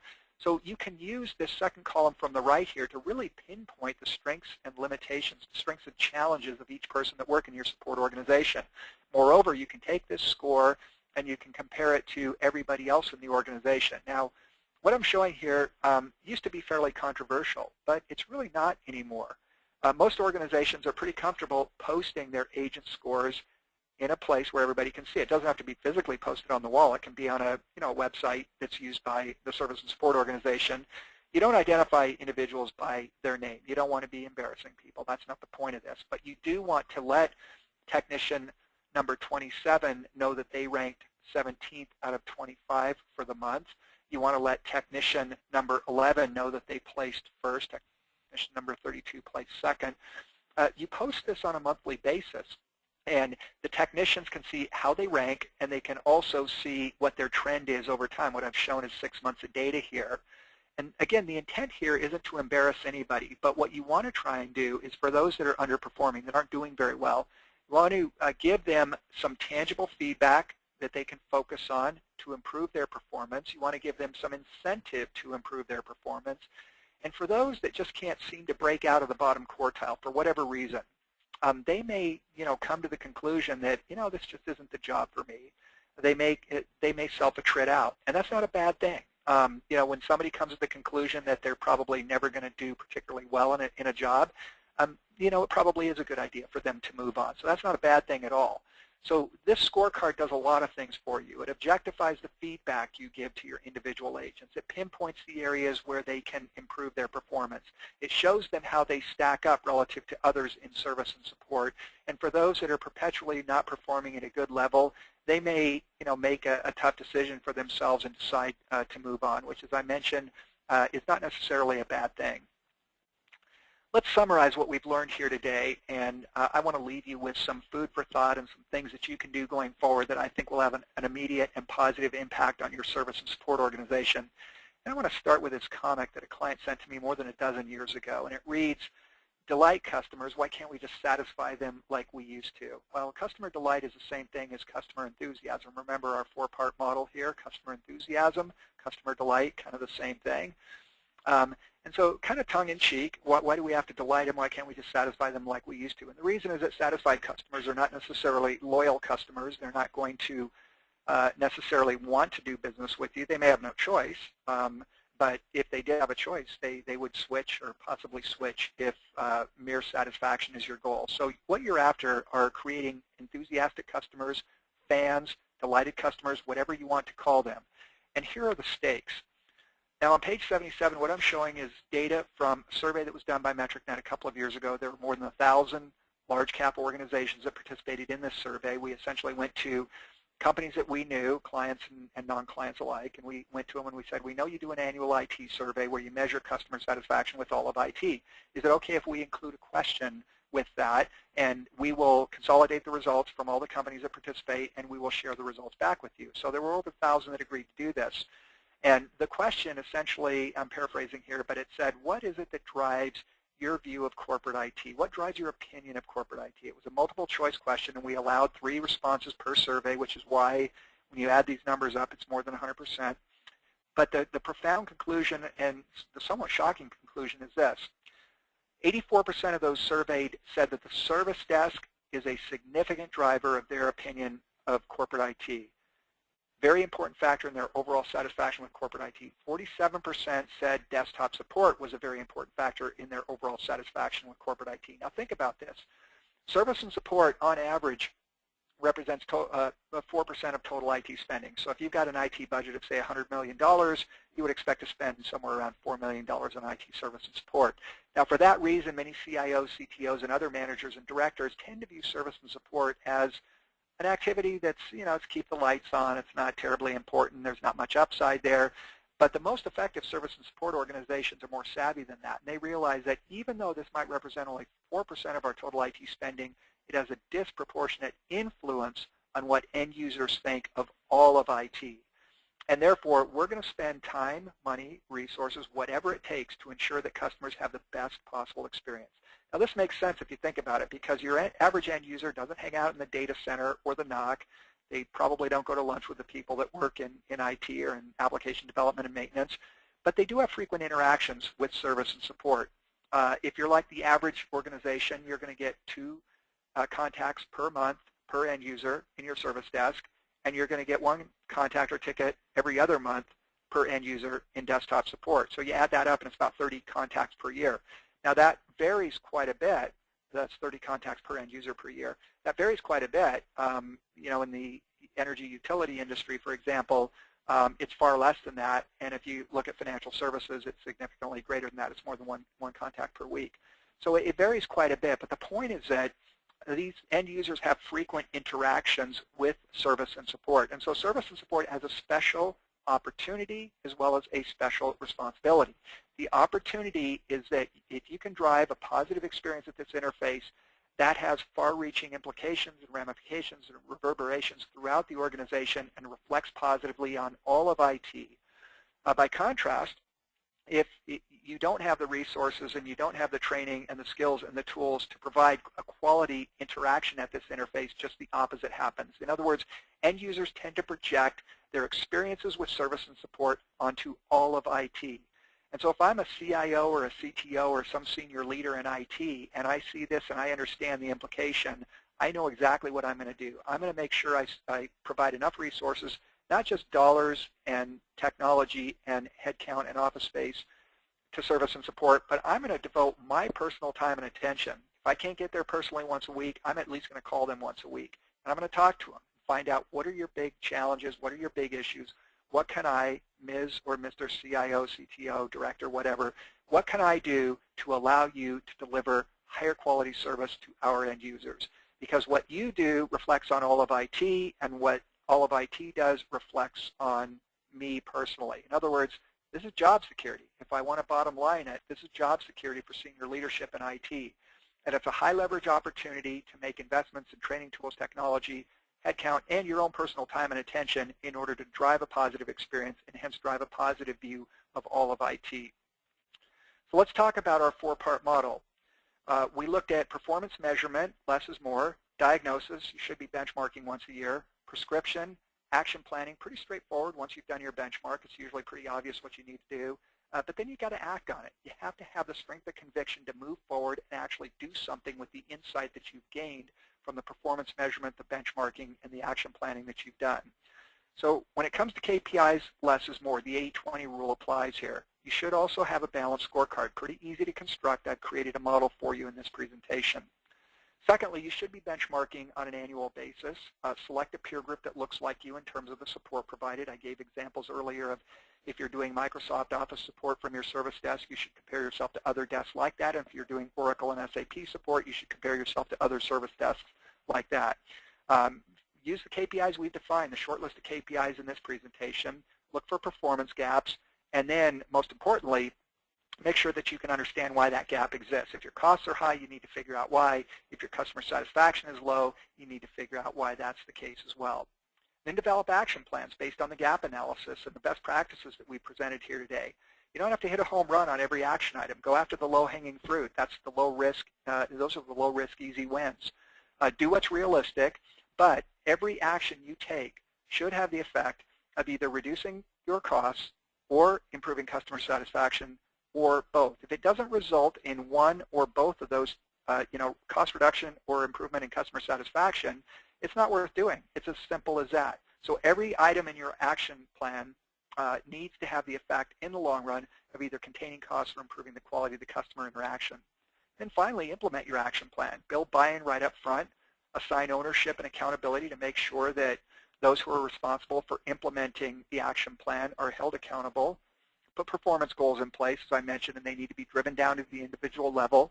Watch your progress, monitor progress over time, and you should expect positive measurable results. If you don't get them, something has gone wrong somewhere. You need to go back, backtrack, and figure out what has broken down, where, and why.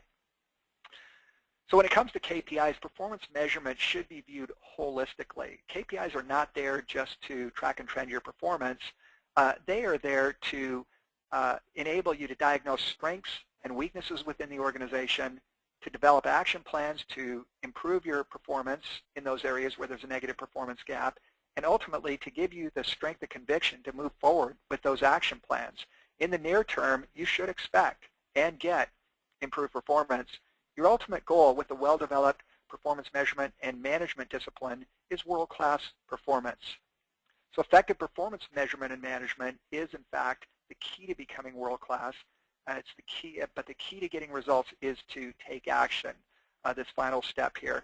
Now, for those of you who are around in the 1990s, you may recall the Nike ads that they ran, Just Do It. It would show athletes swimming, running, climbing rocks, hiking, whatever.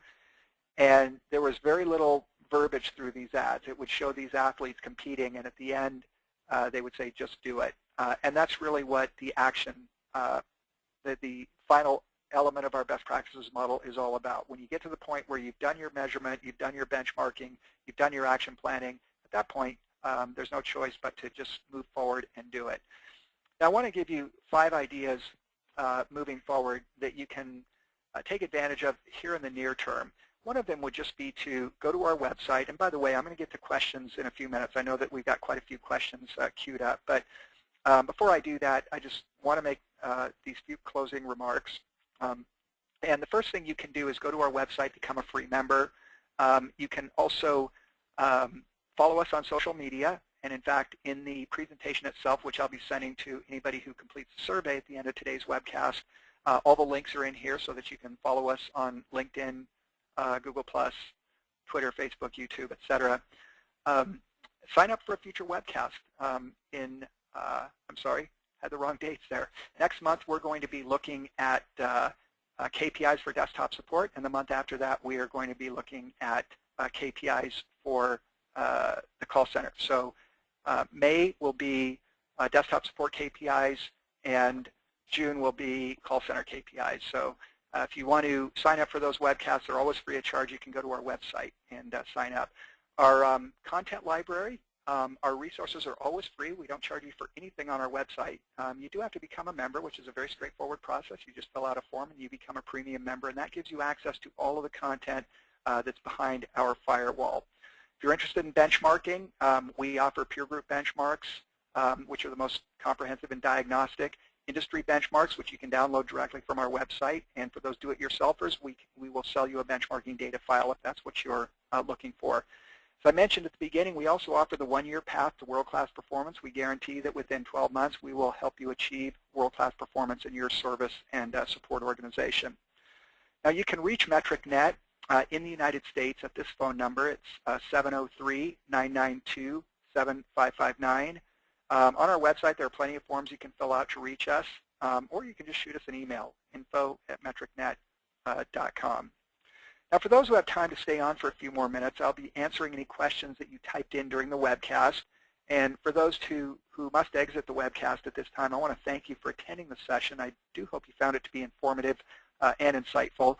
Please remember to complete the brief survey that pops up when you exit the webcast, because this is a requirement if you wish to receive a copy of today's presentation. So thank you once again. Let's take a look at the questions we have here. Okay.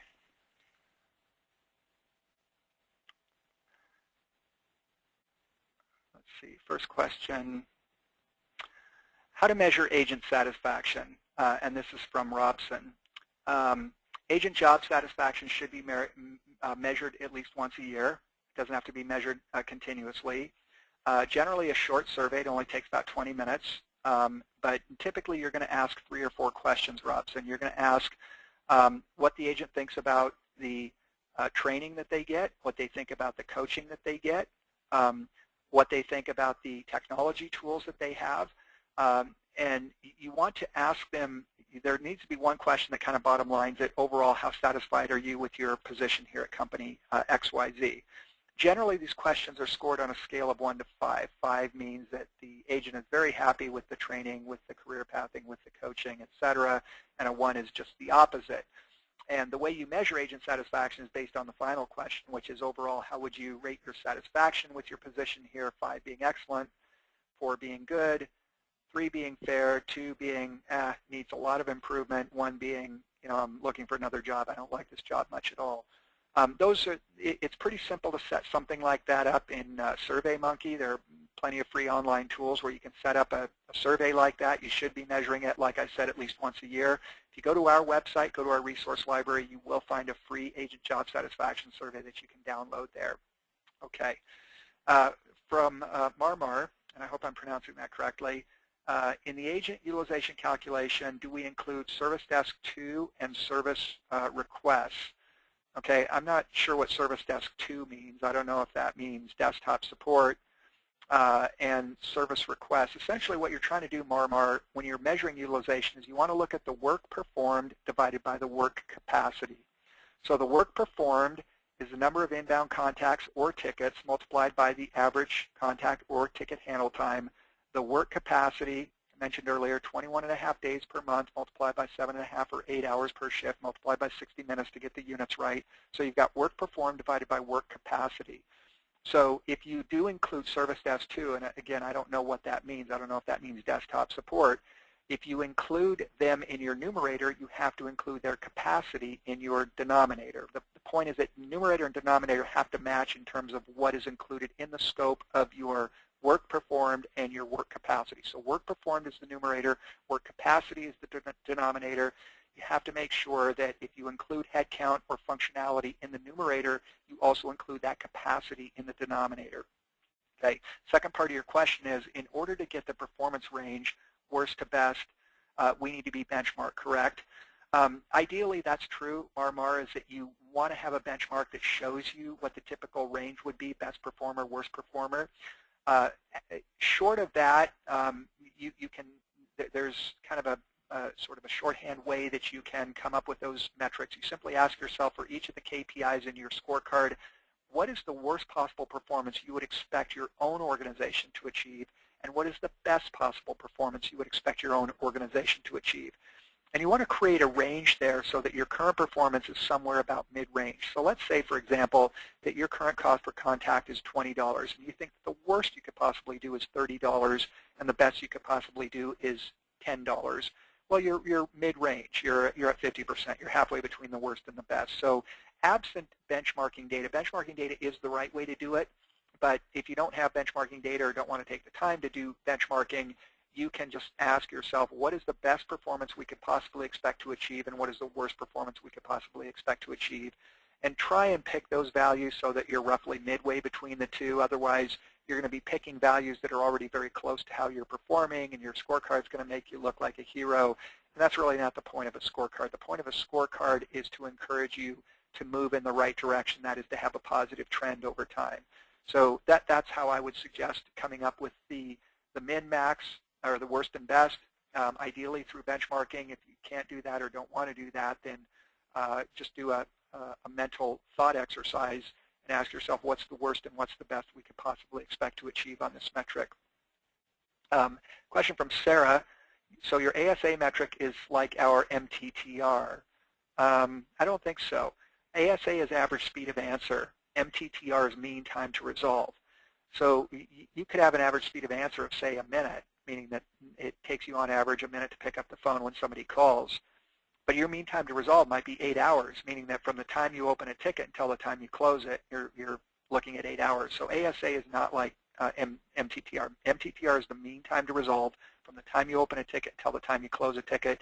The ASA is the amount of time it takes you to respond to a ticket or a live call.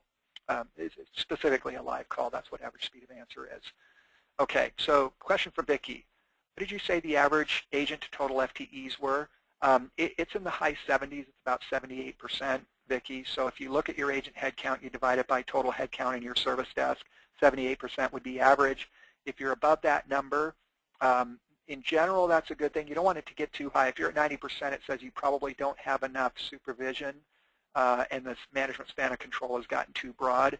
And if you're much below 78%, if you're down around 70 or especially around 65%, it says you're top heavy. You got too many people that are not doing customer-facing work. Now, every organization has these indirect personnel. Most organizations do have workforce schedulers, or they'll have trainers, or they'll have QA/QC people, or they'll have supervisors and team leads. I understand that there needs to be some indirect personnel, but as a good rule of thumb, you want to be in the 75 to 80% range when you divide your agents by your total headcount. Okay, a question from John.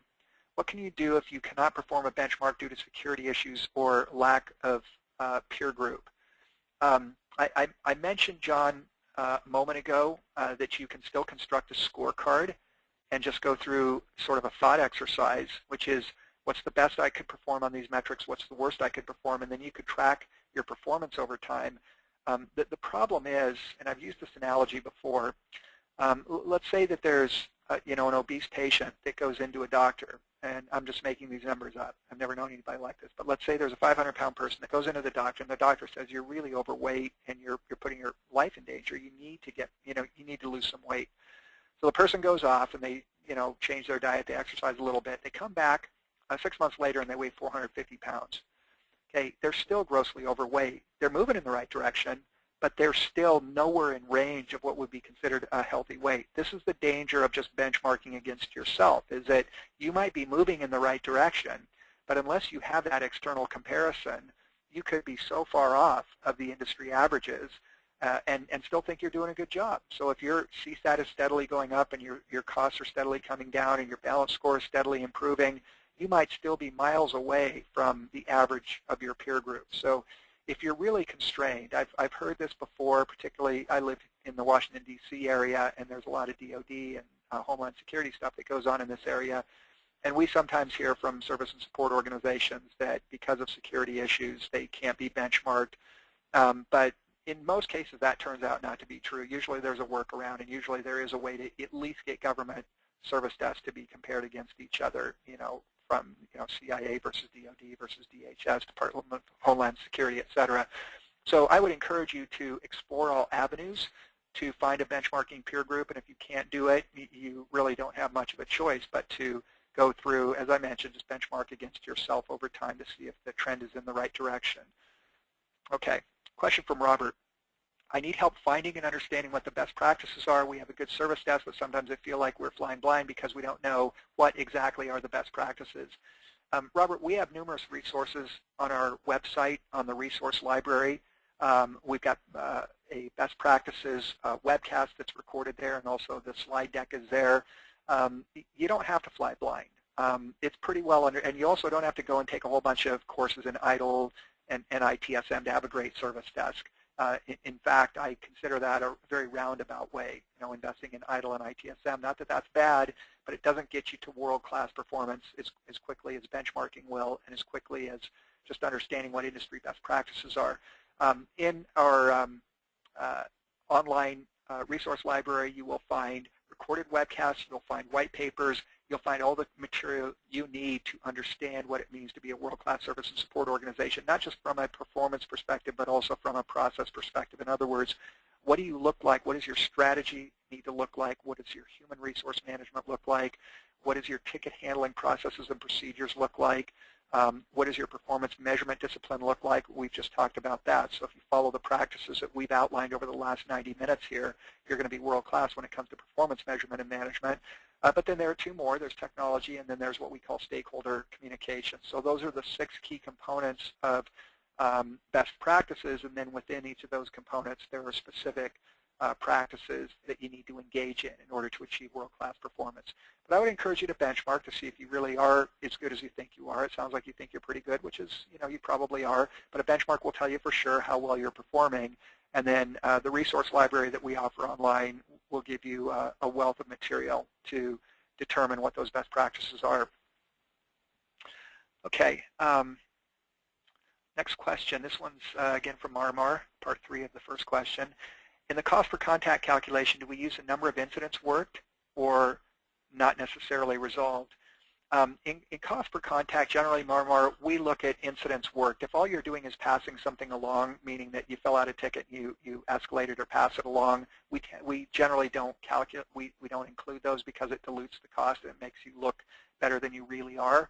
Because those are easy. They take a minute or two and then you pass them on, and they will dilute your cost. So in general, we believe that in the cost per contact calculation, what you want to look at is cost per contact resolved at level 1, or cost per ticket resolved at level 1. Okay, for Marmar, how to measure ASA. Average speed of answers is usually picked up by a piece of technology, either an ACD, an automatic call distributor, or a PBX, private branch exchange, or an IVR, an interactive voice response unit. So it's generally done by a piece of technology. Okay, from Sagar, how do you calculate cost per contact? We look at all costs, and this includes personnel costs, both agents and non-agents. We look at salaries and benefits as well as contractor costs. We include facilities expense for the space you use, travel expense, telecommunications expense, technology expense. We include everything, all costs divided by all incoming contacts. It's a fully loaded cost per contact. And so when you go back to that shift left slide that showed the cost of resolution at different levels, we look at all costs. It's not just personnel costs, although personnel costs are the majority. It's 2/3 of your total. But when you add on travel, training, office supplies, facilities, et cetera, that's when you get a fully loaded cost. So you divide the fully loaded cost by the contact volume, the resolved contact volume. Okay, from Mohammed, can we use NPS, Net Promoter Score, to evaluate customer? NPS is used by a minority of service desks now. Most of you probably know what an NPS score, Net Promoter Score is. How likely are you to recommend this service desk to friends and family? And if you're a 9 or a 10, scale of 1 to 10, if you're a 9 or a 10, you're a promoter. If you're an 8 or a 9, you're neutral. And if you're 1 through 7, you're a detractor.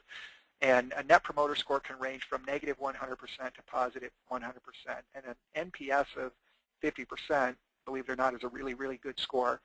It's difficult to get above 50%. Most support organizations that track Net Promoter Score are in the range of 0 to 50%. Some are even below 0. You can use it. I think customer satisfaction is a better metric simply because most service desks track it. And if you want to see how your CSAT compares to others, that information is readily available.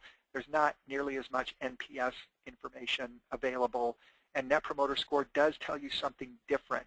It is possible to have good CSAT and a low NPS because NPS, keep in mind again, Net Promoter Score is what is the likelihood that you would recommend this service desk to friends and family.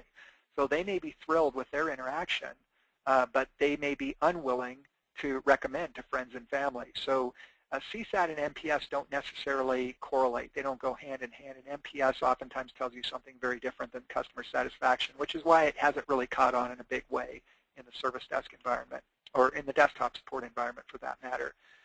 There's only one question left, so I'm going to answer this question, but if you have additional questions, please type them in now. Once again, I'll stay on as long as you have questions. This question is from Pete, and it says, do you have recommended reports for service desk or pre-configured reports that can be downloaded and installed into SD, so service desk, so that that will provide the information needed to enter into an Excel spreadsheet to understand how we are doing? I'm not quite sure I understand the question, Pete. If you're looking for sort of a pre-baked benchmark, i.e. you download the forms, you enter your own information, and boom, it tells you how you're doing, we don't offer anything like that. We do, however, offer a balanced scorecard template on our website. We offer a customer satisfaction survey template, an agent satisfaction survey template. We have lots of white papers, recorded webcasts, presentations, and the like on our website that are designed to help you understand what it means to be world-class and to improve your performance over time. But we don't offer what I would consider to be a templatized approach to improvement. Most service desks are unique enough to where we feel that if you were to come up, if we were to offer a template that allows you to download it, fill in your data, and it tells you how well you're doing, it probably wouldn't be terribly accurate. So we don't offer anything like that. Instead, what we try and do is offer resources that educate people that come to our website. In other words, don't give a person a fish, teach them how to fish, and then they will be able to improve their performance indefinitely. Okay, any other questions? Looks like we're just about done here. Okay, once again, I just want to say thanks to all of you for joining our webcast today. I do hope you found it to be informative and insightful. Don't forget to complete the survey that pops up. When you exit the webcast, a survey pops up from GoToWebinar. It's 4 questions. It takes about 20 seconds to answer, and we take that feedback very seriously. We use it to improve the quality of our webcasts going forward. And once again, in return for that, we'll send you a copy of today's presentation deck. So this concludes our webcast. Thank you once again. Good day to all of you. Bye now.